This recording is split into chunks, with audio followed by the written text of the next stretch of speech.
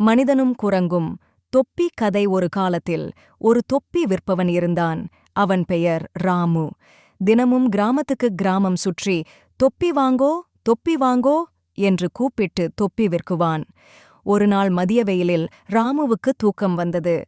ஒரு பெரிய மரத்தின் நிழலில் அமர்ந்து தனது கூடை தொப்பிகளுடன் அருகில் வைத்து கண் சிமிட்டினான். உடனே தூங்கிப் போனான். அங்கே அருகில் வாழ்ந்த ஒரு தந்திரக் குரங்கு கூட்டம் அந்த கூடையை பார்த்தது. இது என்ன புதுசா இருக்கு என்று எல்லா குரங்குகளும் ஆர்வத்தோடு இறங்கி வந்தன. ஒரு குரங்கு தொப்பியை எடுத்தது.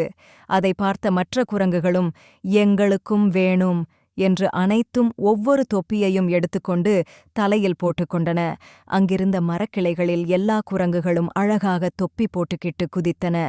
சிறிது நேரம் கழித்து ராமு விழித்தான். கூடை காலியாக பார்த்ததும் அதிர்ச்சியடைந்தான். மேலே பார்த்தான். எல்லா குரங்குகளும் அவன் மாதிரி தொப்பி போட்டுக்கிட்டு